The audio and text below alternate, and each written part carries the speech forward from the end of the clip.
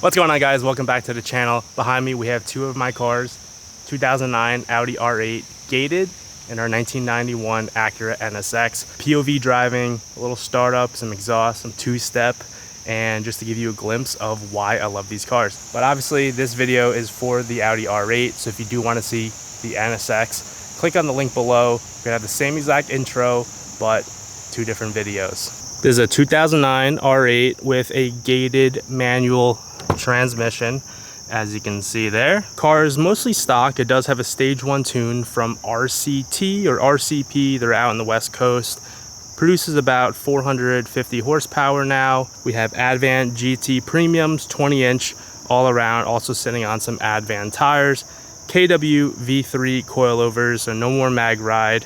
And it does have a Rev9 stainless steel exhaust. So let's go ahead and see how it sounds.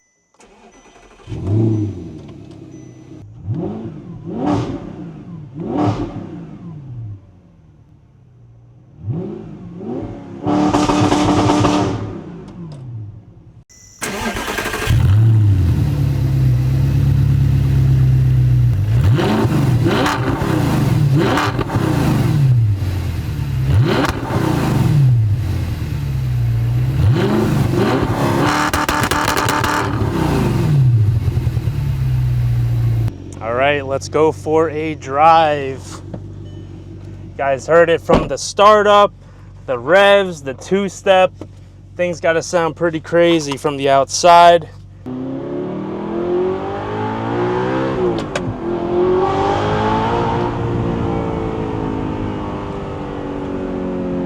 So I love this engine because it just sounds so melodic. Like up top, it just screams and there's like no rasp. It just sounds like full-on motorsport. A little bit of F1 because of that high pitch on the very top end.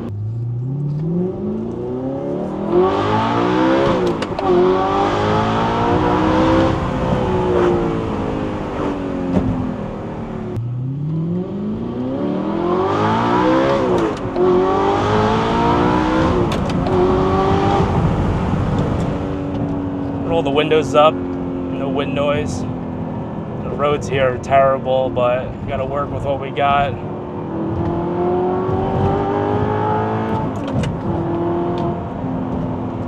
So what I love about the gated, this is my first gated ever, and I've driven one of these before. Thank you to a good friend Miles over at Wistar Motors for letting me test drive his a couple of years ago.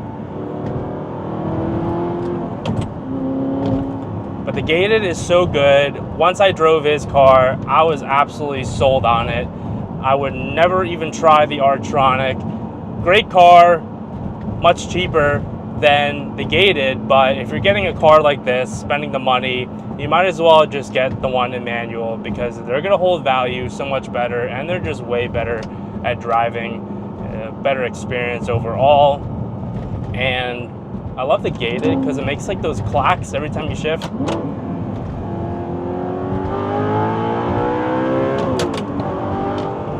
So good.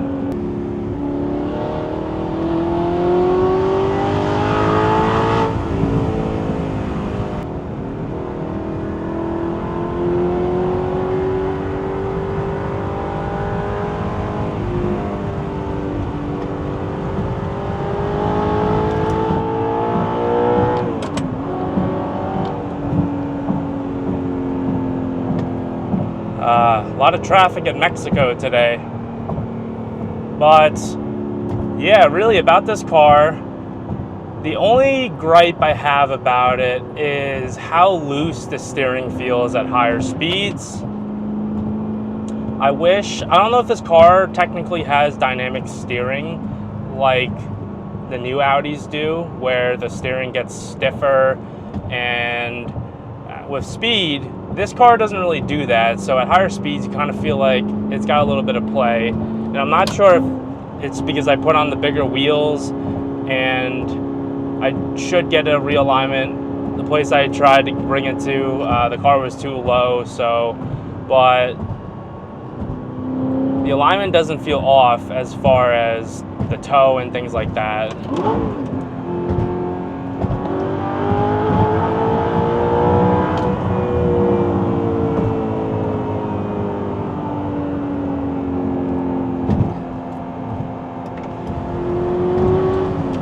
But it's got the perfect amount of power, I think, in a naturally aspirated V8. I mean, 450 horsepower is plenty. It's very linear, not a lot of low end torque. It's only in, I think, around 350 torque on this engine. But for something that's revving to over 8,200 RPMs, that's pretty impressive. You're not going to have a lot of low end torque on something like this. I had this car for about a month and a half now. Put on maybe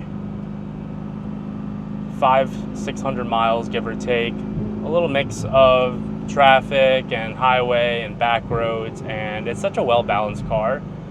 I wouldn't really want to change it at all. Just, if anything, some more enhancements on the alignment, the suspension, maybe dial in the height. But when I got this car, it was fully wrapped in orange, and I spent a solid week pulling that off. And then we got the new wheels for it. So I think the car looks great how I want it right now.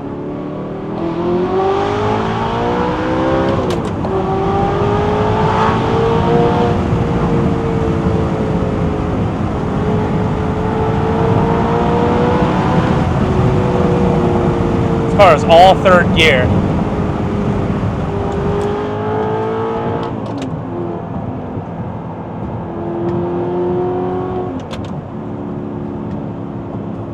And then you slap it into sixth gear. Short ratio, I would say, because we're at 3,000 RPMs in sixth gear, just cruising around highway speeds. Very easy to drive, very easy to downshift. But having the gated and the noises that it makes and how crisp the shifts are, you really want to be shifting like all the time. Downshifting, upshifting, even rev match downshifting is very effortless in this. You can even heel toe if you want. The throttle is very responsive and touchy in this car. I'm not sure if it's because of just the way the car is or if it's because of the tune that it's way more responsive, but I can't remember what my buddies felt like as far as throttle response. There's no like sport mode in driving or anything like that. The only thing you can do is change the suspension stiffness, but because this car has coilovers, that's not actually doing anything when you hit the button. And yeah, besides that, the only other thing you can do is raise and lower the spoiler.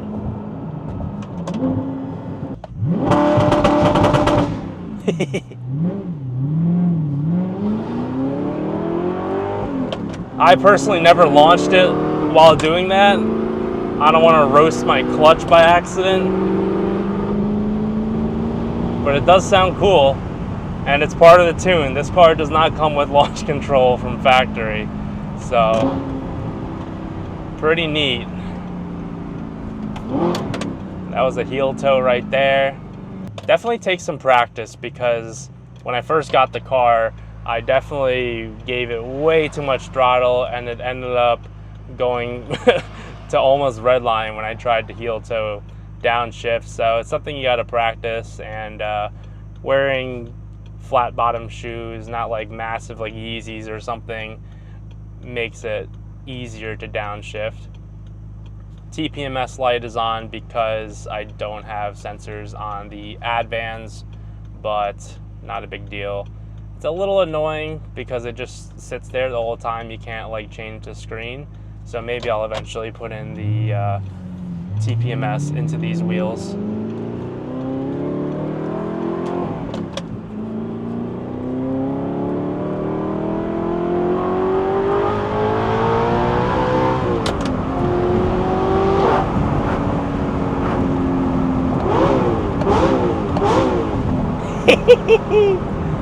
Sounds so good.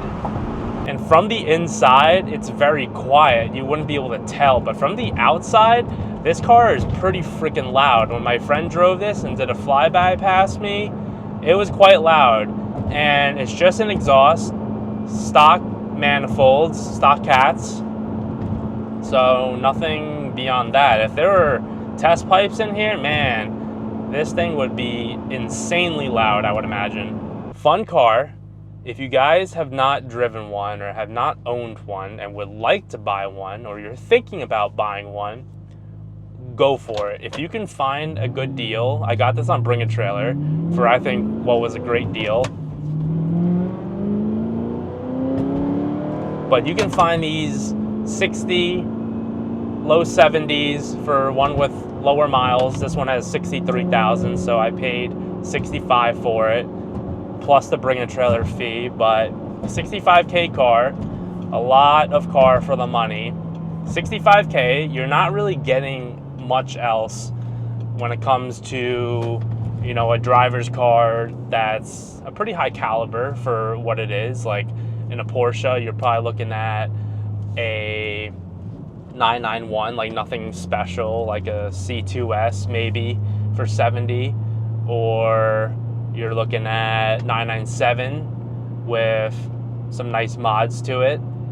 You're definitely not getting a GT3, you're not getting a turbo, maybe like an automatic 996 or something like that, but really not a lot of cars in this realm for that kind of money, especially mid-engine, manual transmission, like limited production.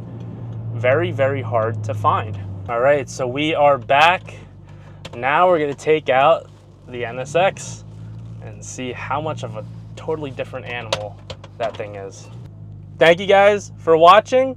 If you want to see more content, hit that subscribe button down below. Head on over to the NSX video. I'm sure you guys will like to see the differences between that, a fully built custom car, versus just a pretty stock bolt-on car. Two different cars from 2 different decades, almost 3 decades, but it is one of my favorite cars to date. Thank you guys. We'll see you in the next one.